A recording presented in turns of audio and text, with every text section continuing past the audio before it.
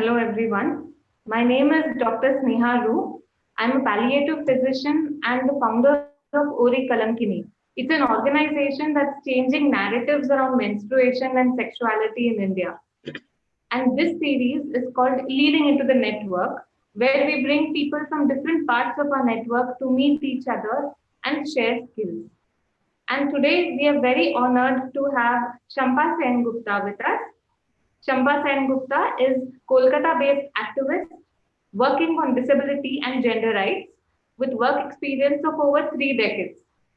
She has initiated a non-funded advocacy group called Shruti Disability Rights Center and elected to serve as Joint Secretary of National Platform for the Rights of the Disabled, NPRD, India's largest cross-disability network. She identifies herself as person with mental illness. She is also a primary caregiver of person with disabilities. Thank you so much for coming on board, ma'am. Thank you, Sneha, for inviting me. It's always a pleasure to be on a platform where we do not usually talk about disability. That is something we all enjoy. That's where inclusion begins. Yes, ma'am. Thank you so much. And so we are just to let you know, we are also live on Facebook on our page. So people on our page, if you have questions for ma'am, please do type it in. And last 15 minutes, we'll take questions. So, ma'am, I'll just start by asking, how did you start your journey with as a disability advocate and activist? A very, very long journey. I mean, I have to start talking about personal experiences, which began, I think, in my childhood. Though initially, I didn't know why I have joined. During my college days, I was just interested in doing any kind of social work. I thought I'll do social work. I didn't know what. And if I can correctly remember, I got a chance in joining TS Mumbai. It was Bombay then, and it was far from home since Kolkata is my home, and my father died when I was in school. So my mother said, no, yeah, it's better not to go. I mean, we don't want you to go in a different city. Financial issues were there. I mean, it was difficult. So I let it be. I didn't do my study in social work. But there was I just came to know there is a course on special education happening in Kolkata, and I just joined. I mean, it was like I had 700 rupees with me, which was gifted by people who were like, at that point of time, people used to, when the masis and aunties, anyone used to come, they used to give like say 50 rupees, 100 rupees. And I just collected that money and I joined a course on special education. And it's a long, long time back I'm talking about. So there was no Rehabilitation Council of India. There was no law on disability. We didn't have the 1995 disability law then. So I'm talking about 1980s. So that's how I sort of officially my joining is, if you say, is then. And I really didn't know why I chose this field. Even after 10, 15, 20 years of my work, I did introspection because a lot of people then started asking me why you joined, because disability is something which people usually join a field of work. People, either you yourself is disabled or your family member is disabled. So it's like nothing beyond that. So then I started interrogating myself and I realized that we had a living maid at that point of time. It was very rare that at that, like when I was a child, my mother used to go out for work, which was rare at that point. So she needed someone to take care of us. And the lady who worked with us was partially deaf. If I think partially deaf is also a wrong term. I really don't know what exactly it was. She could hardly hear many things. And my mother, when this lady joined, we used to call her Onno. Her name was Annapurna, so we used to call her Onno Mashi. And when she joined, my mother didn't know about her impairment. Only much later she realized that I think after 2-3 days when they were calling her, she didn't respond, and they realized that she doesn't respond. So everyone in my family told her that my mother that you shouldn't keep someone to look after your child who cannot hear, because that is something very important. And my mother said, because of a disability, I'll just tell her not to work with me. I mean, she's totally dependent on us, and I find it very strange because I was hardly, I think, 1 year old then. I didn't know. I didn't hear all this conversation. I heard all this conversation much later. But I think what you go through in your childhood stays with you. So much later, I realized that it was actually Onnomashi who made me. I'm indebted to her because not only she took care of me in my childhood days, I think she sort of gave me a total new dimension to the life. And I realized that this is the path, this is something I want to do. That was there inside. It came in, yeah, I understood it much later. Thanks for asking this question. No, it's yeah, and because we know we don't meet people with disabilities, then we kind of invisibilize them and think that, oh, they Yes, are one yes, small group somewhere there. yes. Yeah. So, so that we are all of us are on the same ground, can you just speak about what is disability and what qualifies as disability? Because I'm sure like there's a whole spectrum, and there are visible and invisible disabilities. So if you could talk a little on that before we go ahead to the next question. Yeah, I mean, it can be, what is disability is again a very, uh, if I may say, complicated question, because one can answer it in a very technical manner. I can say that the law says this is disability, and I can say the health people, the medical people say this is a disability. I mean, there are different ways of looking at disabilities. Of course, at present, we try to look at disability as something which is of course, it has to be a long-term impairment, but which actually is aggravated, and it comes in touch with any kind of barrier. Any kind of barrier that actually makes a person disabled. So you can be impaired, you can have certain kind of impairments, but you're not facing equal kind of barriers, equal number of barriers. And it's something, it's very complicated question also, because in our country we have 21 kinds of disability which are in the law according to our present law. So 21 kinds, and we try to actually uh, what do you say, like calculate percentage of disability, which I think is ridiculous. For me, it's really ridiculous because you're calculating it. I mean, and the calculation, who's doing the calculation? It's only the medical professionals who are doing the calculation. Uh, and interestingly, the definition by law is from a social model of disability. And here the calculation is done by medical model of disability.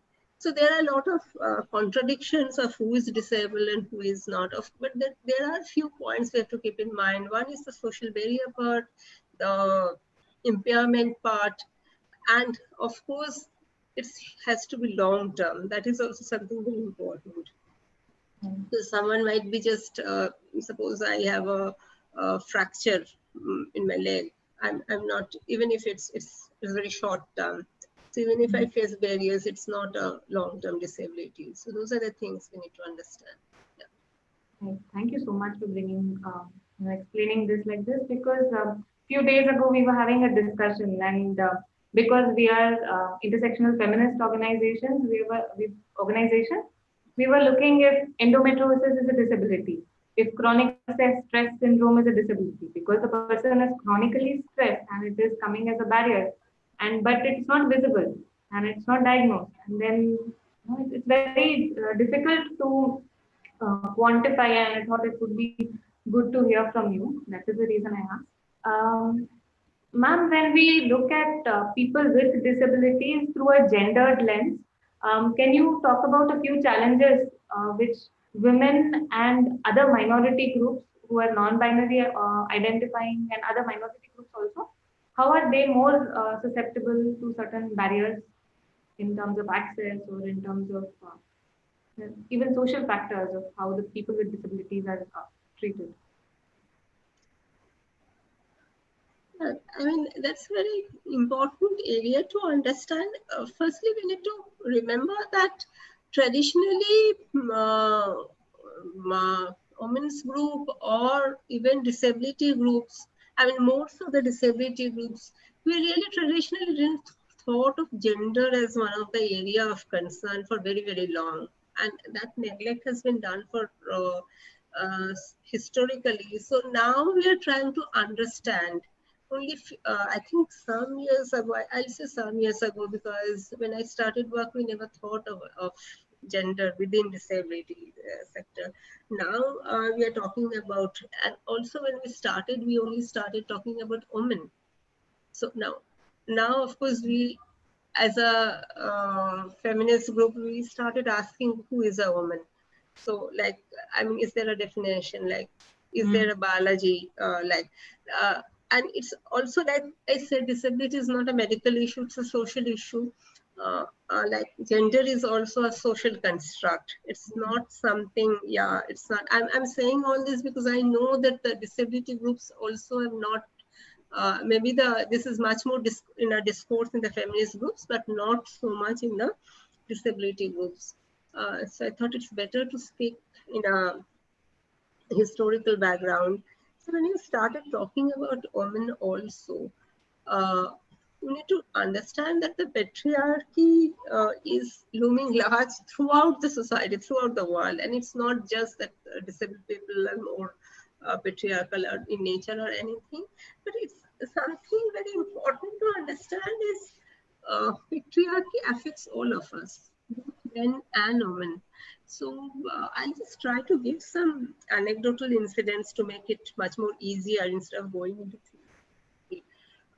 classes. So I remember, I don't know which year it is, quite long ago, at least 10, 15 years ago, we were doing some focus group discussions. There was a young boys, not young boys, like adolescent boys who were disabled. And so we were sitting with them talking about identities. And the first question when you asked what exactly you are, um, uh, how do you identify yourself? The first thing they said is, I'm a boy, I'm a male. No, the male, that thing they said. And what is the barrier that you think? So this, and the instant they said, I'm disabled and I want to earn money, and that will be my barrier.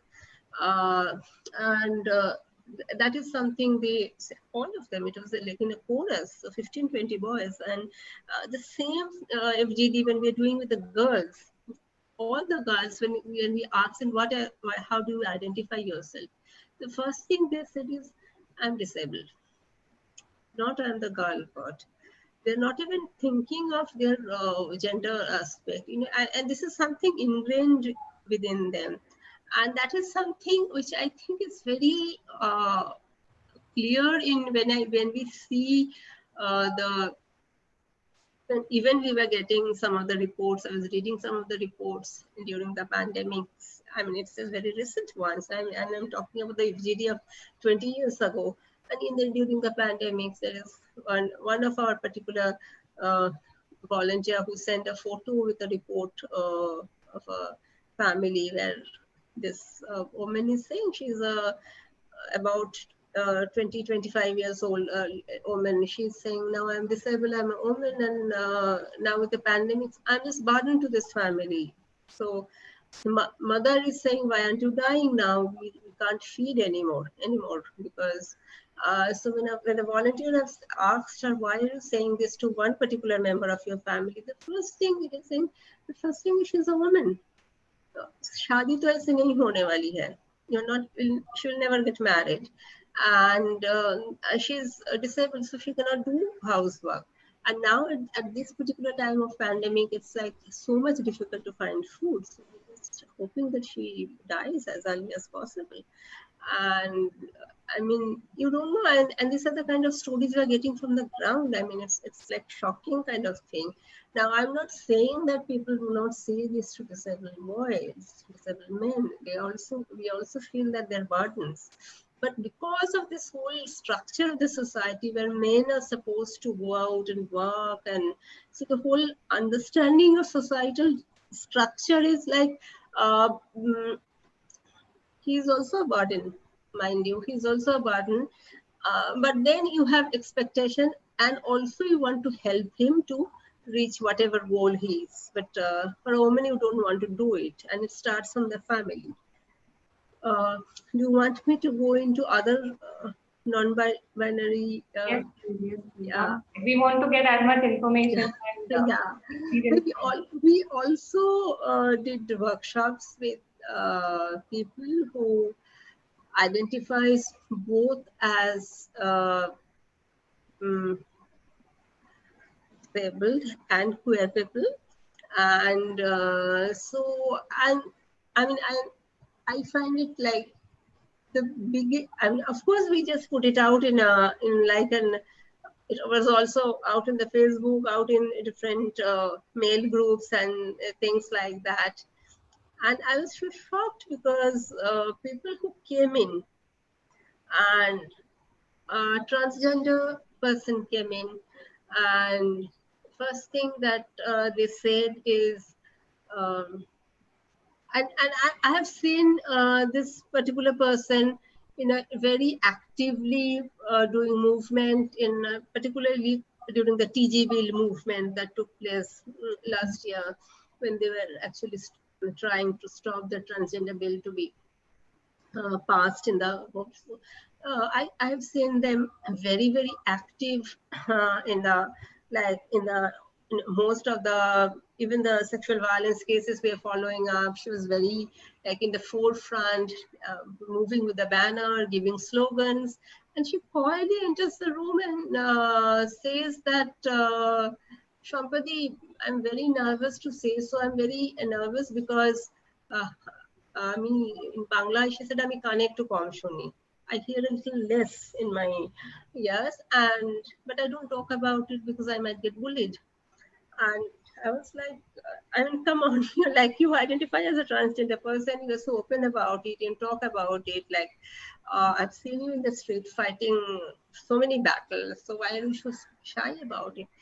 And answer is, it's very difficult when you have two identities which are marginalized.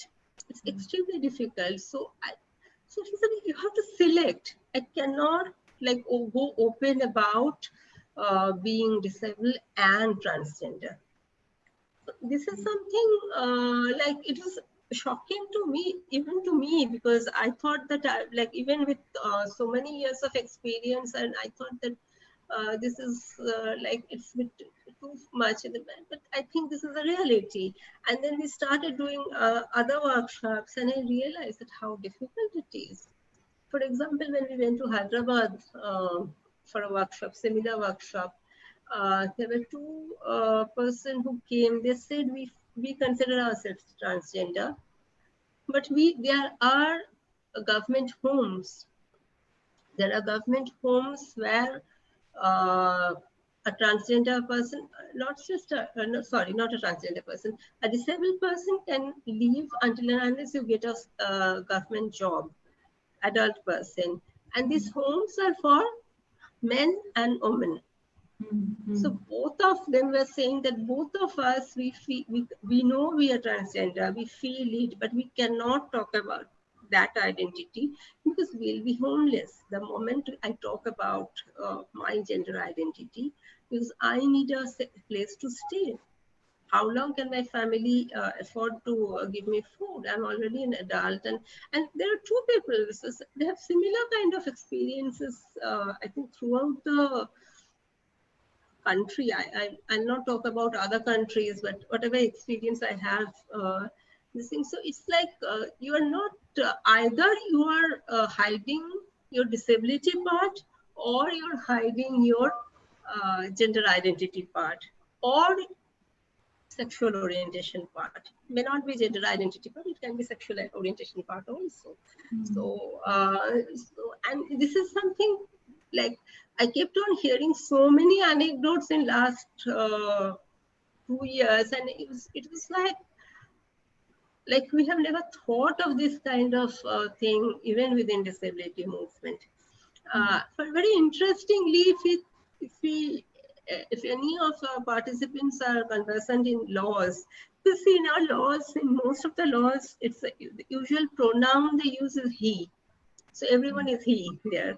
But in our RPD Act, that's the Persons with Disabilities Act, which was passed in 2016, we have both he and she used. So there had been a progress in our law, but of course they were not used. So they were not progress, but not progressive enough. That's what we can define our current law. Thank you so much for bringing these important aspects, which which only can come from experience. And when we sit like this and talk, it's when it comes up. Mm. I have a diversity dialogues. You might have known they're Bangalore-based organization, and they have been working quite a lot on making pride accessible.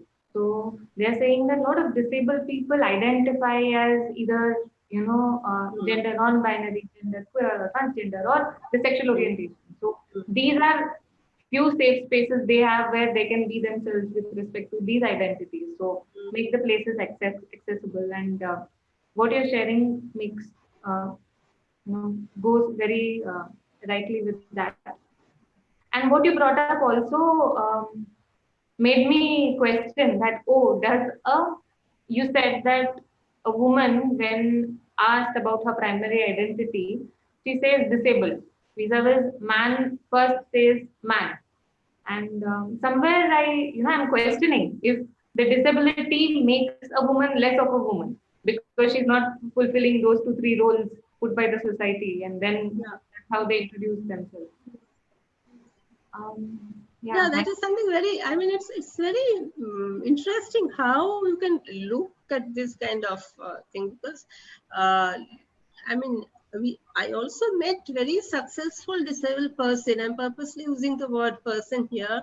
Disabled person who told me that why do you work on women with disability? It is something it's not non-issue for me. Again, the womanhood itself, the whole gender identity itself is like a non-issue for her. I was like taken aback, and but no, I mean, like I'm disabled, I'm successful, and of course she's not married, she doesn't have child, but those kind of traditional roles a woman is supposed to have in the society is not like, and she doesn't identify herself in. So she says, I'm disabled. So, like, it's okay. Like, it's a very complex issue how one sees oneself, the whole identity issue. Yeah. Mhm. Now coming, I wanted to raise one more point with respect to menstruation and people with disabilities. Um, so I had gone in a palliative medicine conference. So, it was in Pune maybe 2 years back. So I didn't expect the subject of either disability or menstruation to show up because we are usually, working in silos. There one person came whose organization is based in Mysore, and she identified as a woman, and she was talking about the people they care about, and as an organization they care about, and they said that we perform hysterectomies on people with disabilities because it's very difficult for us to take care of their menstruation. And we don't want to do that, but we do that because we are short on staff, and we don't know if they are okay with it, if they are okay with somebody seeing their private parts and changing pads for them. So it's not about like they're respecting their privacy, they're respecting their dignity, but acting in a way which is non-consensual by doing hysterectomy. So that just brought me into this issue. And have you ever faced So she was asking that doesn't it come under palliative care? As palliative care is like anything that is chronic, long term, and which can't be cured, which also can be terminal but need not be. And she raised that question, and I was taken aback. Most of us hadn't even thought about it.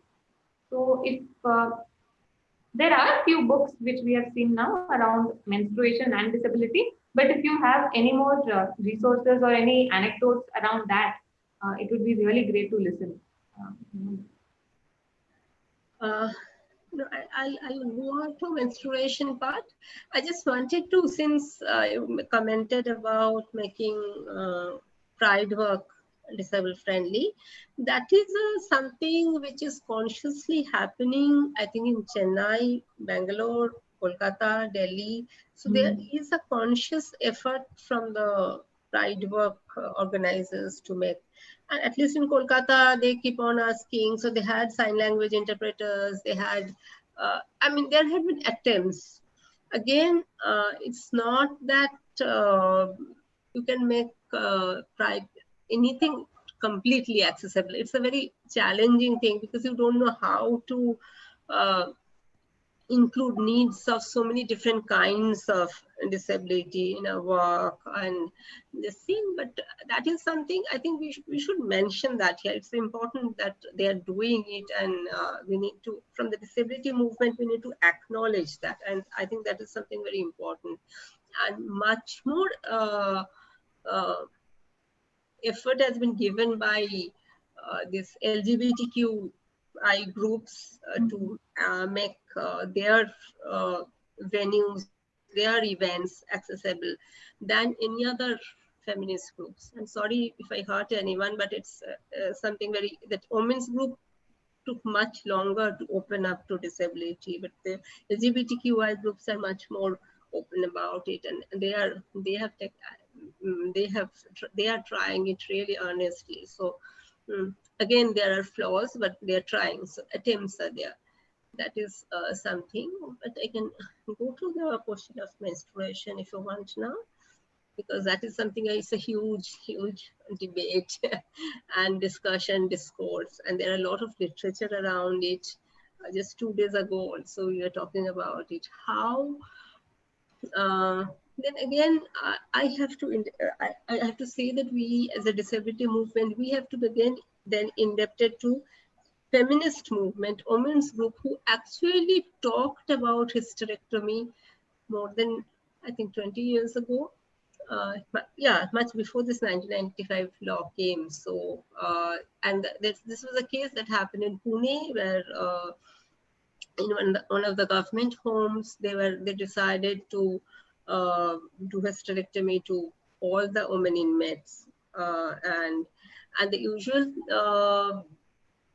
excuse that is given is because you cannot control their menstruation. They can't control, and we don't know how to handle it. So, uh, and it was a women's group who actually went to the court, stopped doing it, and there was a PIL that took place in Maharashtra, in Pune High Court. I don't know which High Court it went into, but there was, I mean, I can't remember right now, but there was a big ruckus around that point of time, a lot of discussions around that time. And this was, of course, prior to our social media days. So it's difficult to find much literature on it, but I know people who were involved in it personally. And there were groups formed, how to, and again, we need to remember the disability groups were not very vocal, even when this case happened. mm, Uh, Hysterectomy is not something confined only to institutions. It happens within families also. A lot of mothers will tell us, when you ask them, they can tell you that, but I'm getting old. If I have to take care of her menstruation throughout her life, she is not able to do it. And these are the questions we get from mothers. In some cases, it's a genuine concern also, because we do understand in the kind of family system we have now. It's because as an activist, as a feminist, as a disability activist, here I can sit in my room and I can say it's wrong, you can't do it. But I don't go there to their families and actually clean their sanitary napkins or clean the girl or do anything for 5 days a month. I don't do it. So sometimes the mothers have genuine problems. But most of this hysterectomy actually happens is because they're afraid that the girl might become pregnant. Because sexual abuse is so common in for women with disabilities, and most of the time we don't talk about it. Majority of the time when we come to know of a disabled girl getting, particularly with, and I'm here more talking more about women with intellectual disabilities. So most of the time when an intellectual disability or hearing impaired girl is raped, you don't know, you only come to know when she becomes pregnant. And so that is something, a major issue that we had been talking about for quite some time. And in fact, this is an issue that got reflected in, because I talked about our current law right now, 2016 law, because this is something a lot of people were discussing. Particularly, there are people like us were involved in the RPD Act drafting processes, were intervened, and there are clauses in our law which talks that you cannot make medical intervention for, uh, and there they say that any person with disability. So it's very interesting. I mean, we have a clause. And then again, in the same law, in the punishment clause says that, but if a person can actually, you will be punished if you do abortion of a medically terminate a girl's pregnancy, and until and unless she's severely disabled. Again, I can't remember the exact words that are being there mentioned, but it again makes a difference between severe disability and non-severe disability. Then again, you have to calculate how much. So like if you are so much disabled, you can take your decision. If you are this much disabled, you cannot take your decision. It's a very in the beginning I said it's a very controversial area. So there are some cases where people are very genuinely they need, because reproductive rights is something, it's a large concern. And but if you are actually doing hysterectomy for fear of unwanted pregnancy, it's something very scary, something extremely scary for any of us. So those are the issues we need to understand. And the medical community has been made the ultimate safe. Um, Yes. Everything is medicalized, basically. Even queerness is there. The doctor has to say that, okay, this person can transition or cannot transition. And same here from you, I'm hearing about disability. Again, it's calculated by the medical community, which is not taking the social structure into account.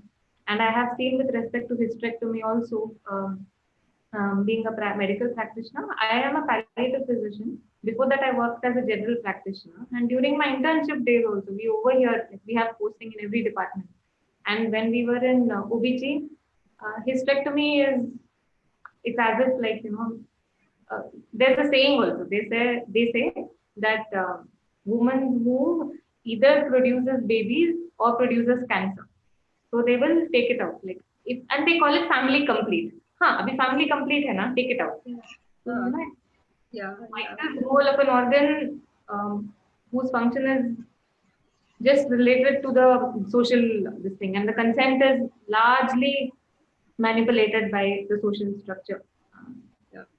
So yeah, the I just found the reproductive rights chapter of RPD Act. It's says that no person with disability shall be subject to any medical procedure which leads to infertility without his or her free and informed consent.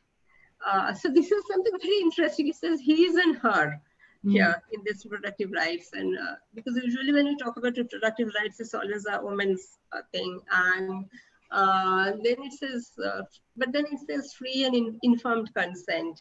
And what is an informed consent is something. It's a very big question, because how much information a disabled person gets, how they are getting it, in which form, whether they're getting it from a doctor or a family member. क्योंकि सरकार तो कुछ करते नहीं है, we don't have any reproductive right information in accessible format, so the government is not doing it, so who will do it? These are the big questions, because for me, when you say informed consent, I mean, how much information is a big question always. Yes, but these are issues which really need to be taken up by feminist group and by disability group together.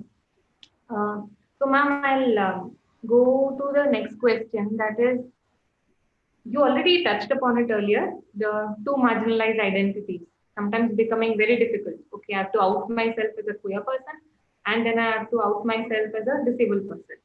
And in this outing process, because people with disabilities are more dependent on their caregivers, so there, one, there can be hesitancy in coming out, okay, am I troubling them more with additional work, tension? Also, there might be abuse from the side of caregivers in terms of misgendering, in terms of even outright threat, maybe sometimes. So, if you have anything to say with that, I heard one of our, like, we have a fellowship program where 20-25 people are designing projects around gender, sexuality, menstruation, and we're taking a lot of intersections. So we had conversations around disability also, and how do we make menstruation and gender sexuality accessible. Even our basic presentations or what we give, how do we make it accessible? So one person asked that I wonder if a person with disability comes out as queer. So is there a chance that they are taken less seriously, or they thought that, oh, she doesn't know, especially with intellectual disability? Because anyway, the touch starvation is there. So they might think that, okay, because she's starved of touch, then. So any comments on that about credibility of people with disability and how they're taken, acknowledged? Yes, we had lot of conversations around this, because sexuality and disability is an area which which is my focus of work. I mean, not only I think there is a group of people who are working on it for quite some time, and we do a lot of workshops and a lot of information come in. It might sound anecdotal, but I think, and a lot of personal information, but I think this personal is really political in nature, because I heard particularly students who pass out of, say, blind schools meant for blind. So, and majority of them, adolescent boys, they say that they live in a hostel. And they say our personal first sexual experience is always touching each other's body, because that's how any adolescent person learn their own sexual exploration is something that all of us go through. It's not that only a disabled person is doing it. And so there are two kinds of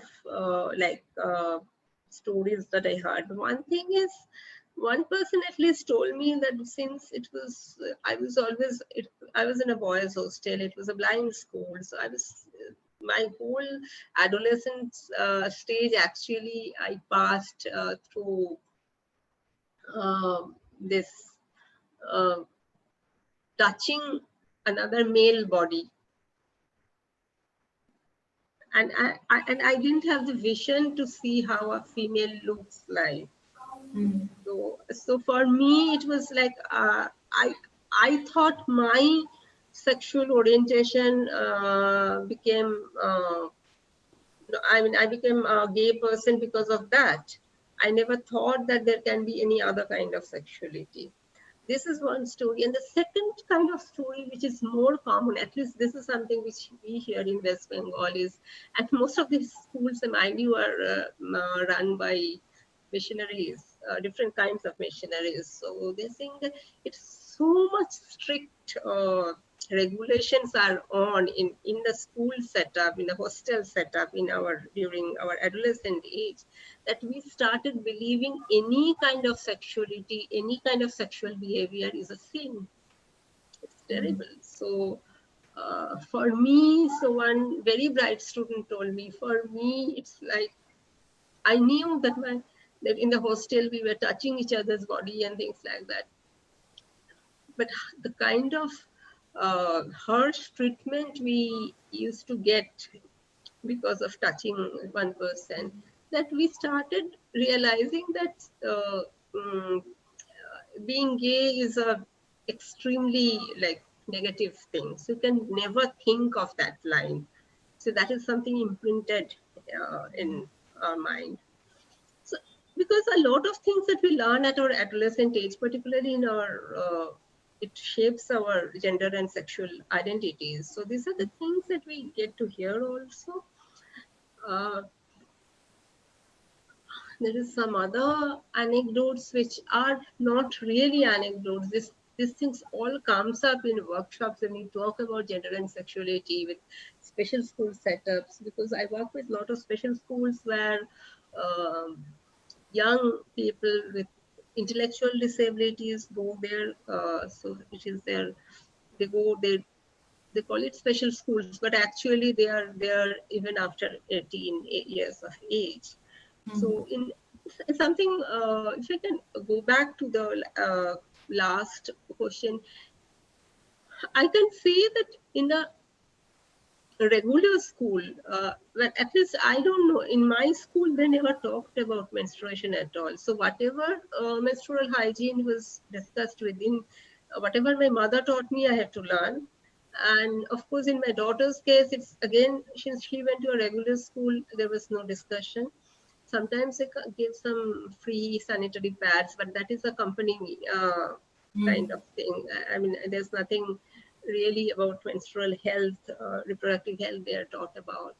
But my daughter had the privilege of internet and things like that, so she probably got more information than me. For me, I had to learn many years later after I started menstruating, but I think these days people have more information that way. But in special school where intellectual disabled students are going, when they start menstruating, usually they have a class to teach how to handle periods. So that way I can say that some special schools are more open to, if we can call it, it's not comprehensive sexuality education, but there is some kind of discussion at least around your body, about changes in the bodies.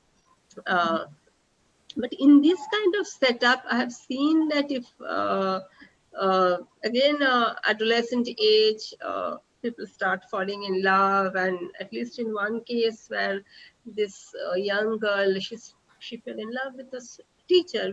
We all used to had gone through those kind of phases. We know that this things happen in all schools, but when it's a special school, the things are so special because there is no other option. There is no other option because a girl actually goes back to her family and to the special school. She doesn't have any kind of, she's a 15-year-old girl, so she doesn't have any other social life.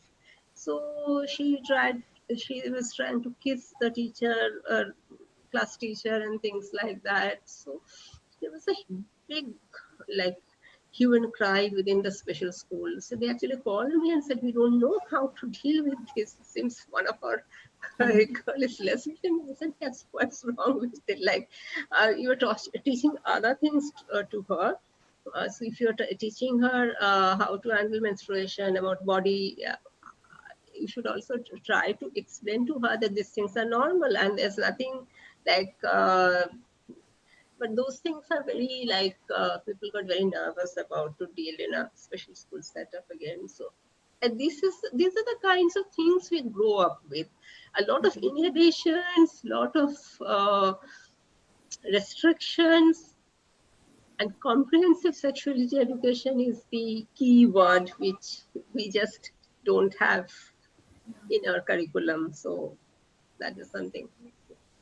Um, we were again talking in the discussion itself that how uh, all the fellows and I, we were asking each other if we have dated any person with disability, because like how Ambedkar says that Mm, only way to annihilate is to intermarry, and then it's the same thing. Only way to really mm, know yourself and the person very truly yeah. is have we been able to do that? And most people said that they were very close to their friends. They had friends. Few of them had friends with disability, and they were very Mm, close to them. But they never saw them as sexual beings. They never saw them as sexual beings, and never like there is almost like a notion that certain bodies can be sexualized or might have sexual feelings, and certain bodies are only to be. It's a very harsh way, but able-bodied people look at people with disability not with respect. So and that also came up, and we were reflecting. And then when you say that comprehensive sexuality education is lacking, I think somewhere it comes from the same continuation of thought that we don't see disabled people as sexual beings only. And we say, if they have other problems to take care of. Sexuality is anyway wrong and bad and unnecessary, only to procreate. So, yeah. Um, Ma'am, now I will ask about what the feminist groups can do and what is the value in being intersectional. Like, why it's just high time that we start looking at all the intersections, why feminism should become intersectional and inclusive, and what steps we can take. Yeah, I think, I mean, we, again, the feminist movements, I mean, there is not one kind of feminism. Of course, feminism can be of different kinds. And what started talking about interactions quite late, I think. It's not very, we are not very open about, we are not been, so even though feminists in the initial stage wanted to try to change the structure, but somewhere they thought that woman also is like, it's like a monolithic kind of thing. So woman, so she's a woman, she's got this problem, this is I mean, it can't be. We have realized that every kind of, and we all of us are actually not just one. We don't have only one singular identity. Yeah. We have so many kind of identities. So I can be a woman, I can be a Brahmin, I can be a uh, person with mental illness, I can be a mother, I can be a daughter, I can be, I mean, so many kinds of like intersections we have, identities we all have. And everywhere there is kind of a barrier, and the societal structure needs to be questioned in every sphere. It's not that from in one sphere you can you have to take you need to understand that. It's very interesting because it was expected that the feminists would be much more open minded. Mm. But see, initially people were not even open to accept lesbian movement, rights of lesbian women, like, because there's something not like uh, something is feminist movements was not open about. Mm. So intersectional feminism is much more bigger than what we really think of, what we really, uh, and as we are going along, we are also learning how to be inclusive. Now, what you talk about inclusion is, again, inclusion is a philosophy. And I think we need to question throughout our life. If I consider myself a feminist, throughout my life, I have to question myself who I am leaving behind. Because even today, when we are talking about inclusion in feminist movement right here, within this conversation, we know we are actually leaving behind a lot of people. We are using language which large number of people which will not be able to access. We are using a technology which large number of Indian women will not be able to access. And so these are the questions you keep on asking yourself. And I think as a feminist, if you keep on doing that, and if every feminist group, if you actually start interrogating what I am, who I am leaving behind. Because for me, like I said, when I started working, um, initially I actually worked, my focus was only on disability. Uh, but then I think it was in the year 2000, yeah, 20 years ago. In the year 2000, there was a young girl, hearing impaired. She was gang raped within prison van in Kolkata. And that was the point of time I started working on women with disability. And so, I mean, prior to that, I was working on disability, but not on not the focus was not on women with disability. Then the focus, after a long journey, you're realizing whom you're considering woman was. That is something you start questioning. You start asking who I am not leaving behind. So we started working on, now we don't say it's woman, we say gender, because we know that we are also like leaving behind a lot of non-binary people within disability movement. And high time we need to talk about caste, class, and uh, so many kinds of issues in so many kinds of intersection. And this is something we need to keep in mind. And that is, I think, one of the priority of every feminist movement in e-group, to just keep on thinking who you are leaving behind. That question we have to keep asking, and like you said, it's almost like an aspirational goal, being an intersectional feminist, and Yes, by we keep learning. yes. So these are the questions from my side, ma'am. We had one question more from my side, and we have quite many from the audience. So I think I will leave mine, or probably ask later. Um, Abhishek says that it's happening, that pride is becoming accessible in Delhi because few people with disabilities are coming up. Do you think disability rights group should take up sexual rights of disabled women? I think you have answered that question, that we need to take up. Yeah, some disability rights group are taking up, some are still not taking up. But then again, disability groups will vary from one another. So that is something like for some people, focus will remain access to education. For some, focus will be something else, and those things will happen. Yeah. Um, Ma'am, Marisport asks, how do we address the diversified, common, and special concerns of disabled women in the government level? For the government management, one thing it is important to remember that we had a national disability policy in India. That was the first ever governmental document in India where we actually, women with disability was discussed, was mentioned. And this is prior to UNCRPD, the prior to even, it was, the CRPD was in the drafting stage at that time. And of course, after the CRPD had been ratified, we have the new law, and you must be aware that there are quite a few sections on women with disability within RPD Act. We also have other laws, other policies, other women-related policies which talk about disabled women. And we need to actually keep on advocating with the government, because government will make a law and they forget about it. It's easy for them to forget about it, and they don't want to implement the laws.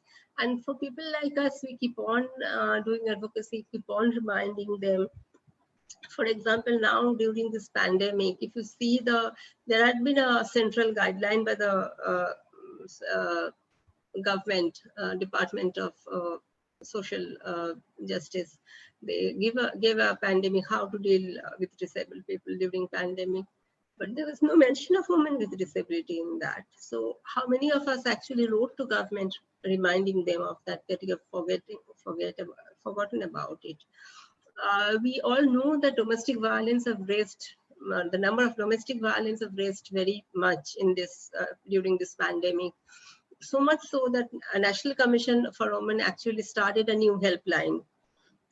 But what about women with disabilities? Will they be able to, is this helpline accessible? How many of us actually wrote to, I mean, like I have done, but that's part of my work, so we have done it. But if all of us do not do advocacy with the government, they will very conveniently forget about us. That is something we need to all remember. Thank you, ma'am. Abhishek asks, sexual culture is different in queer and straight worlds. How can we assimilate both the worlds while talking about disability? I'll ask you to go ahead, then I can add. I think you can go ahead with this because, to assimilate, I don't know. I mean, Yeah, even I have the same question. That yeah, yeah. I would say that sexual culture is different in not only queer and straight, but also with respect to other identities and culture. So, sexuality in certain cultures and certain cultures might be very, very different. And so, how do we assimilate? I think as instead of me as an able person trying to get something and assimilate it for other people, it will be, in my opinion, I have very little experience, and that too in only queer community and feminist community. I would find that making space for conversations is the first step we can take, and allowing giving space for all identities to assert and express themselves would be enough instead of some special effort. That's what I am of the opinion. So, able people doing it for disabled people might not be as effective, or straight people doing for queer people won't be effective. And I don't know, I mixed up. Yes, ma'am, please go ahead. Would you want to take it or no? Yeah, I mean, like I was trying to understand why we have to like assimilate both the worlds. Like, is it important? And like, I mean, maybe I can talk to Abhishek later on. I don't know if there are more questions. Otherwise, we can Yeah, like, that's it. So, yeah. even I was of the same thing. And what does assimilation mean? If it is homogenization, then it can become problematic in its own way. That you're developing a curriculum and yeah. So that's it from my side. And there are no questions from the people who are attending also. Ma'am, any parting words you would like to talk, or end it with? Yeah, I mean, there is no parting word when you talk about gender and disability. I think that's a parting word because all of us we just keep on learning, and our lessons are going throughout. I mean, what I'm talking about today is, of course, the lessons that I learned all through my life. It's like I started talking about my childhood days and how because my mother didn't want to take away employment of a disabled person. I'm sitting here and talking about it. So it's everything we are learning, and we just don't stop learning. Whether you are a disability activist, whether you are academic, whether you consider yourself feminist or a human rights worker, anything, you just don't stop learning because uh, world is changing, society is changing, and societal norms are changing, and that is something we are all part of it. We are not. It's not that we are sitting apart and watching the changes. We are actually shaping the social norms a lot, and all of us like are actually doing it. So sometimes by misbehaving with maybe someone who's transgender also, you are actually shaping uh, the world, because, and when you're accepting, you're also shaping the world, because that's how the actually every point of time we need to actually re-examine and learn lessons. So that is something is very important to understand. Thank you so much, ma'am, for giving us 1 hour of your time and really dissecting the matter and talking to us about issues which otherwise we wouldn't get to hear. Thank you so much. We hope to see you again. Thank you.